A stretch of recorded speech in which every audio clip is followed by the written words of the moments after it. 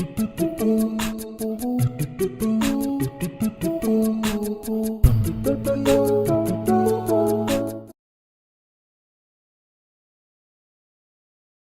everyone, welcome back to my channel. In today's video, I'm going to be talking about all the books I wish I could reread again. There are many books that I've read, and especially these past 2 years, I've been reading a lot more. And there's just some books that I just wish I could go back and I could reread again for the first time and just get all those feelings I felt when I first read them. So in today's video, I'm going to be sharing with you all the books that I wish I could reread and just experience them for the first time again. The very first book, or rather book series I want to mention that I wish I could reread again is the Divergent series by Veronica Ross. I have all 3 books and I just absolutely loved it at the time. Of course, the movies, they kind of just, I don't know what the hell happened there, but if I could experience these books all over again, I would. I literally remember being in I think middle school when I started reading these, or when these first came out. This was when I was in middle school, which feels like such a long time ago, but it really wasn't. But anyways, it during my middle school years were that was a time when YA dystopian was really a big thing. I read all 3 of these books, and specifically I remember this one I read in one sitting, the last book. I was just I have to finish this, and it's a pretty big book, and I wasn't too dedicated of a reader at the time, so for me to even finish this book was a huge deal. It was just so fun, it was so entertaining, it had me giggling, laughing. I was hell no, it made me want to throw the book away. The whole plot of it, of just this one girl being a divergent and having to hide away from it, and then the world literally collapsing, and there being whole revolution, and the whole world is reforming and whatnot. It was just good times. The second book that I wish I could reread again is Tokyo Ever After by Emiko Jean. The funny thing about this is that I read it in the beginning of 2021, and this was the exact same time when I was getting into Bleach, the anime, and also One Piece too. So I was really deep into anime whilst reading a book about a Japanese girl who's going to Japan. So it was just such a coincidental synchronicity, whatever you want to call it, type thing.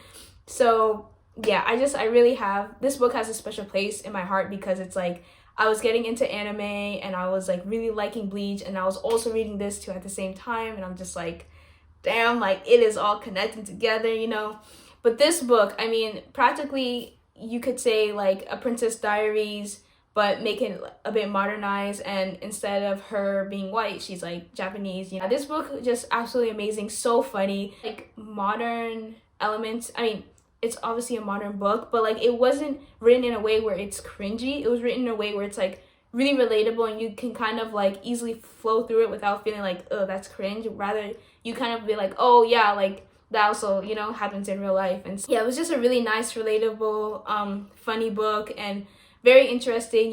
This girl, she finds out that she's royalty of Japan, and goes to Japan, meets her father and all this other stuff, and it's just so entertaining. It was so funny, and it was so cute too, the romance, so cute. I still have yet to read the second book. This is the problem with me and series. It's I'll read the first, and specifically these types of books, if it's manga, I can get through it, but these types of books, in order for me to read the next book after the first book, literally I'm gonna have to probably need a whole set. So the next one I'm about to mention, this one literally made me cry because I felt I was watching, it's so weird, it's I felt I was watching a movie, but at the same time I was actually getting to know this person. And when I reached the end and they're talking about their death, I'm oh my gosh. And don't worry, it's not spoiler. I know you're probably wondering, why would you tell us that the person or the character that died? Well, that's because it's about the Prophet. So this book, it's called In the Footsteps of the Prophet, Lessons from the Life of Prophet Muhammad Sallallahu Alaihi Wasallam, and this is by Tariq Ramadan.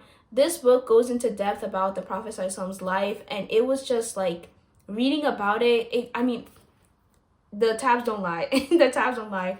I just felt I was really getting to know him from the moment he entered into this life, and from the last bit when he exited, and it was just oh my gosh, especially towards the end, I got really emotional, because it's I mean, you learn about the battles, you learn about the people who abandoned him, you learned about the struggles that he went through, the people that he tried to preach to, you know, the losses that he had within his life, the people that entered and left his life, the changes that happened around him, and then leading up to him giving the final farewell sermon, and then from him like passing on, and just it was like, oh, it was so emotional. It did an amazing job of just like bringing that humanity, you know, like to the prophet. Because again, like learning about the prophet, peace be upon him, like, you know, in a like Islamic school, it's kind of like they only really teach you about his great qualities and whatnot. And not saying that he doesn't have great qualities, but like they don't really show him in like a humane way, you know, like it's almost like he's just like a perfect human being and never got sad, never got angry. But it's like in this book, it just broke it down that like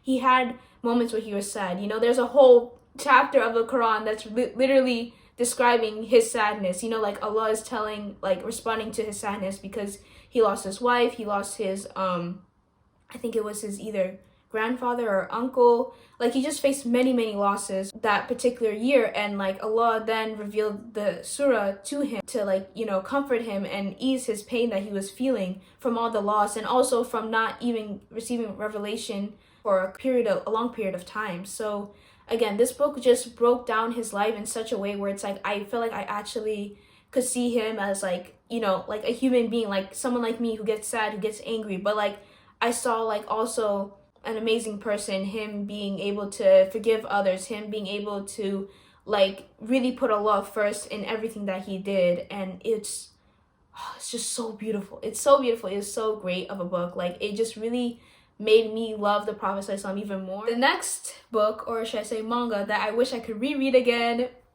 Spy X Family. I know, surprising. I didn't mention a Sign of Affection, but again, this one, it has a more of a nostalgia kind of feel for me. And again, I started this like 2021, the same time I was reading Tokyo Ever After. And Spy X Family, man, it was the first manga, it was the first manga that I thoroughly stuck to and read through. I've read other mangas in the past, like one or two, but I mean, they're kind of like one-shot mangas, like it was only one volume and that's it. But this was my first series, like manga series I have kept up with. Like I have all 10 volumes with me. So yeah, it just has a special place in my heart. And again, around this time when I started reading this, I was also getting into anime. And then I found out after getting like I think it was after I got volume 2 or 3 that I found out they are going to be releasing an anime. So I was just like, perfect timing, like it's just meant to be. We were meant for each other. Like if you won't read the manga, watch the anime because the anime is great. And I also heard there's a movie too, but it hasn't come out like internationally. It's only come out in Japan because they just always get first dibs, you know. Last book that I wish I could reread again, and this book helped me through my healing journey. It helped me in one of the most emotionally difficult times of my life, and that is Healing the Emptiness by Yasmin Mogahed.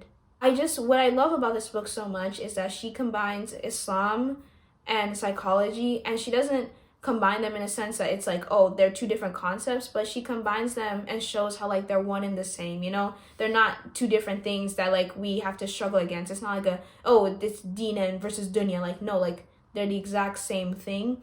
And I just love how she explains, like specifically there's one point in this book where she explains how like, you know, as humans, when we go through trials and when we go through hardships, we want people to validate us. We want people to hear us. And in Surah Duha, right, it's almost like Allah is like telling Prophet Muhammad ﷺ that he hears him, he sees him, and he's like validating him through his hardships and through the difficult times that he's going through.